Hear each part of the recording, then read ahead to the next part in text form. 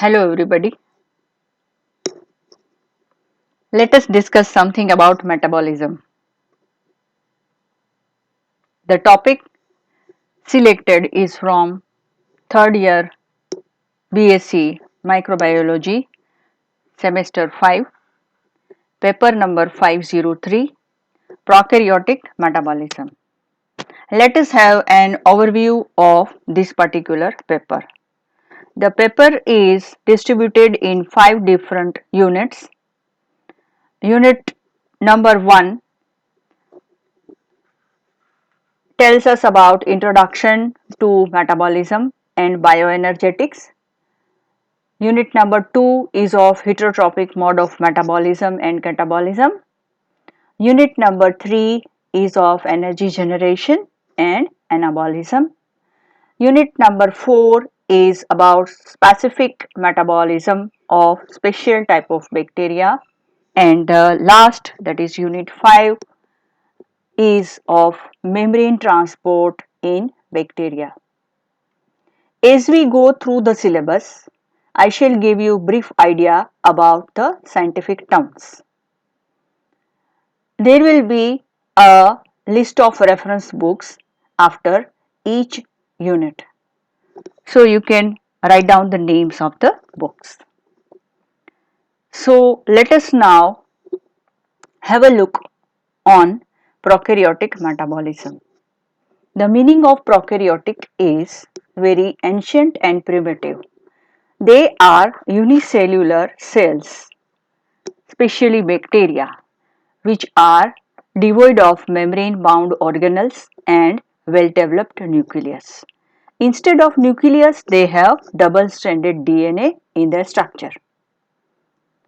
Then metabolism. What is metabolism? It is the process by which living cells convert food substances into energy and cellular components. Now, the first component, bioenergetics. It is related with the branch of biochemistry and it focuses on how cells produce, store, use and transform energy. What is energy? Energy is the capacity to do work. And what is free energy? It is the amount of internal energy of a system which is available to perform work. There is a term called delta G. It is the change in free energy during a particular chemical reaction in a living cell. The next component is energy metabolism. Energy metabolism includes all the reactions involved in generating ATP from various substances. Then what is ATP? ATP is an organic material, organic compound which provides energy to every living cell. Reducing power.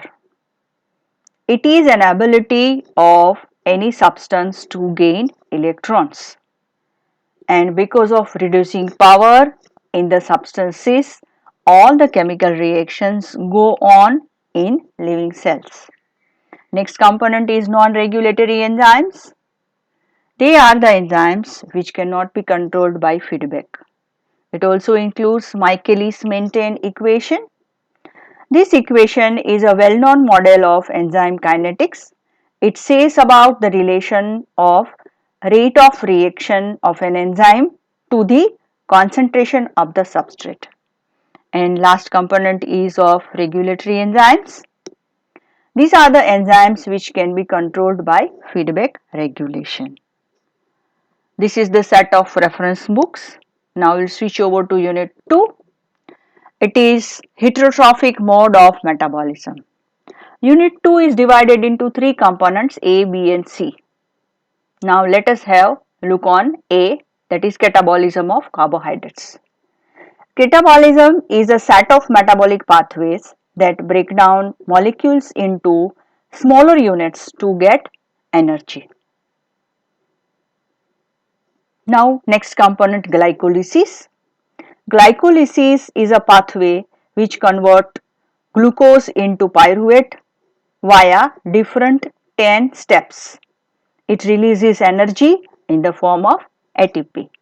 It is also considered as the foundation of aerobic and anaerobic cellular respiration. Then comes PPP, pentose phosphate pathway.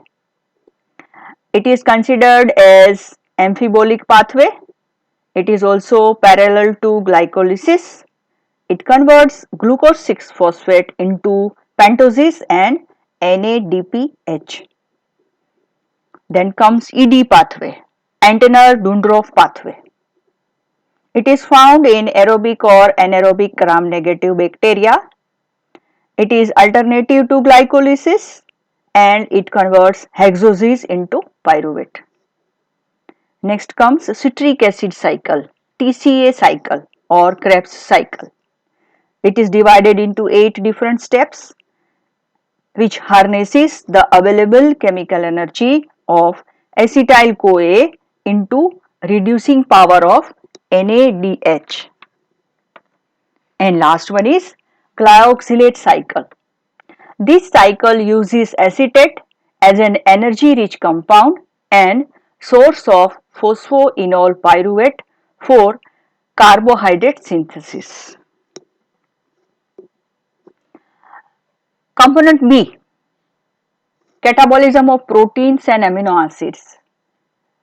It takes place by using various enzymes like decarboxylases, amino acid deaminases and amino acid transferases. It includes Stickland reaction. This reaction is generally found in Clostridia-like bacteria. It uses amino acid as source of energy and hydrogen donors and it carries out substrate level phosphorylation. Component C, catabolism of lipids. It is divided into two main pathways, oxidation of fatty acids and beta oxidation. Certain chemoorganotrophic bacteria carry out oxidation of fatty acids by using lipids as source of energy via certain reactions like hydrolysis, phosphorylation and oxidation. Now beta oxidation. Beta oxidation is the pathway which degrades fatty acid into end products like acetyl-CoA and acyl-CoA. This is the set of reference books. Now we will switch over to unit 3, energy generation and anabolism. ATP in the form of energy can be generated by different modes like oxidative phosphorylation and substrate level phosphorylation. Then comes ETC, electron transport chain. During respiration, electron transport chain operates. It starts with electron donor, it continues with electron carriers and it ends with electron acceptor. There will be a chain of electrons going from one particular component to another and during the process there is production of a chemical gradient and this chemical gradient is then after used to produce energy in the form of ATP. Next is anaerobic respiration. It is the process which creates energy without using oxygen. Then comes methods. There are so many different methods which uses biochemical mutants and isotopes of various compounds to find out a particular metabolic pathway and its various stages. And the last component is bacterial photosynthesis. As we know that there is conversion of light energy into chemical energy by certain bacteria along with the conversion of carbon dioxide gas into glucose which is cellular carbohydrate. This is a set of reference books. Now we switch over to unit 4, selected aspects of metabolism in specific microbial systems. Now what are chemoautotrophs? Chemoautotrophs are the bacteria which utilizes inorganic substances for their growth and they cannot utilize organic compounds for their energy source. There are various examples of chemoautotrophs. We'll take one by one. The first one is nitrifying bacteria. These are the bacteria which have ability to convert ammonia into nitrites, nitrites into nitrates. Very good examples are Nitrosomonas and Nitrosobacter. Next is sulfur oxidizing bacteria. These bacteria oxidizes hydrogen sulfide into sulfur which will be stored in the cells and then it will undergo oxidation to produce sulfides. A very good example of sulfur oxidizer is Thiobacillus. Next is iron bacteria. Bacteria like Sparotellus natans, they oxidizes ferrous iron into ferric to get the energy from conversion of iron. Next is hydrogen bacteria. Hydrogen bacteria is the category of bacteria which has a special type of enzyme called hydrogenase, and with the help of hydrogenase they utilize hydrogen from the environment as an electron donor. Next is lactic acid bacteria. Certain gram-positive rods and cocci are able to produce lactate as a major fermentative product. There are two categories of lactic acid bacteria, homofermentative lactic acid bacteria and heterofermentative lactic acid bacteria. Then comes enteric group of bacteria. They are mainly gram negative and they are able to convert pyruvate into certain fermentative end products like propionate, butyrate, acetate and succinate. During the conversion of pyruvate to propionate, they prefer two different type of pathways, randomizing pathway and non-randomizing pathway. Next comes archaebacteria. They are very ancient bacteria, maybe gram positive or negative, aerobic or anaerobic. They prefer extreme environment for their growth and they are nutritionally very complex. We have taken two examples, methanogens, which are able to convert organic material into methane, and second example taken is Halobacterium. They are aerobic, chemoheterotrophic and they have complex type of nutrition. They require more amount of sodium chloride for their growth. They have a special cell membrane called bacteriorhodopsin which generates proton motive force. This is the set of reference books. Now the last unit, unit 5, membrane biology.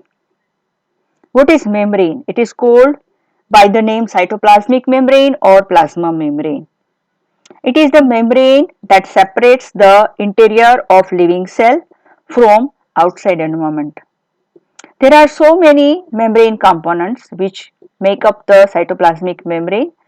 There may be different proteins, different carbohydrates, different lipids and their various combinations. A well-known model of cytoplasmic membrane is fluid mosaic membrane which make us understand that how cytoplasmic membrane is made. It is a lipid bilayer. Next is transport of small molecules. Transport of small solutes can happen by various processes like uniport, antiport, symport, simple diffusion and facilitated diffusion. Then comes active transport. Active transport is unidirectional and it requires energy in the form of ATP. The macromolecules can be transported in bacterial cell by various mechanisms like phagocytosis, pinocytosis and endocytosis. Passive transport of solutes does not require any energy. There is a specific transport in bacteria which involves so many different processes. The very first is mechanosensitive channels. These are the channels which will open when there is more amount of turgor pressure inside the bacterial cells, and at that time bacterial cell will allow outward and inward flow of certain ions like potassium, sodium and hydrogen ion. Then chemiosmotic driven transport. This transport involves production of proton motive force and its use by ATP synthesis to produce ATPs. Next is establishing ion gradients. It involves antiport of certain ions like sodium, potassium and hydrogen by F-type and P-type ATPases. Then comes ion transport. Bacteria require iron for working of cytochromes and sulfur ion proteins. The bacteria like Escherichia coli secretes a specialized structures called siderophores in the environment to catch ion from the environment. And the next is phosphotransferase system. It is the transport of carbohydrates by phosphorylation process. It is group translocation of carbohydrates which are energized by phosphoenol pyruvate. Next is quorum sensing. This particular transport is found in unicellular systems like bacteria. This is found in gram-positive as well as in gram-negative bacteria. They exchange the information by producing and receiving certain signaling molecules. And the last is signal transduction. This particular transport is found in multicellular organisms involving processes like endocrine, paracrine and autocrine signaling processes. There are two different types of molecules which take part in signaling, lipophilic and hydrophilic. There are specific cell surface receptors found on the cells which receive these signaling molecules are of three types: enzyme linked receptors, ion channel linked receptors and G protein linked receptors. This is about a rough idea of paper 502 prokaryotic metabolism. In future we will discuss something more about prokaryotic metabolism. Till then, stay happy and God bless you.